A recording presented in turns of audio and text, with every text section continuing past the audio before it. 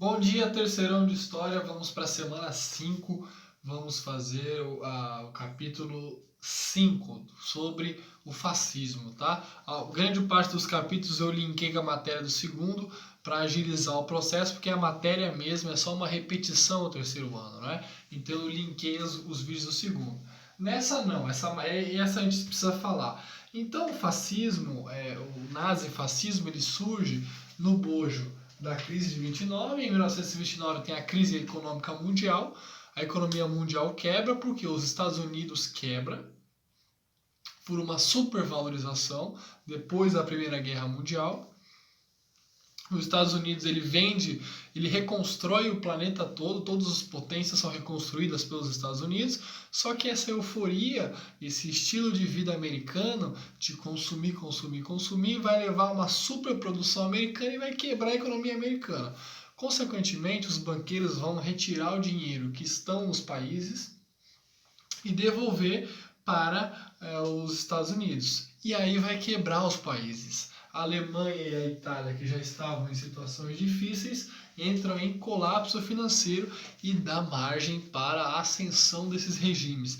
Qual é o diferencial? Foi o único momento na história, tirando a União Soviética, que o capitalismo esteve realmente ameaçado, né?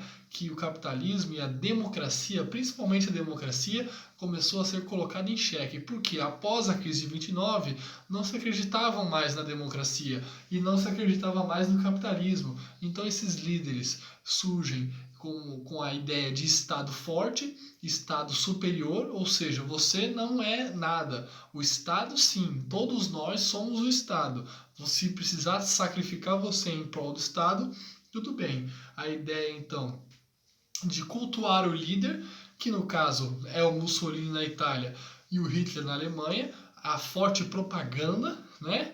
O ensino também, uma ideologia dentro do ensino, para você levar essa ideia de pátria, nação e culto ao líder, né? Então são ideias fortes do fascismo, principalmente do fascismo. Em relação à Itália, esse fascismo ele volta-se para o Império Romano, buscando as glórias do Império Romano. Então o Mussolini monta o seu discurso em cima dessa construção das glórias para o Império Romano.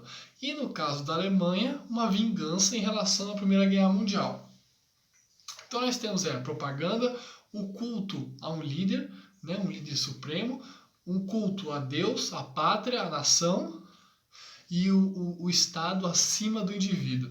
Na questão alemã, como vocês já sabem, e a gente já estudou várias vezes, tem a questão racial também, né? O Hitler coloca na obra dele, do Mein Kampf, coloca a questão racial dos judeus, né? Dos judeus, ciganos, negros, e todos eles vão parar no campo de concentração. Então, o nazismo nada mais é do que um fascismo piorado, né? Se é que dá para dizer isso, né? Porque o Hitler ele copia muita coisa do Mussolini. O Mussolini ele sobe ao poder primeiro e depois o Hitler ele chega ao poder copiando as ideias do fascismo. Então, o nazismo é um fascismo remodelado e, obviamente, muito pior, né, por causa dessa questão do Holocausto. Tá? Então, os dois têm em comum surgir num momento de crise econômica e buscar alternativas para a democracia e para a sociedade capitalista da época. Né? Um incentivo muito grande em mão de obra, né, para você dar emprego para as pessoas, porque as pessoas com emprego não reclamam e não fazem manifestação. Né?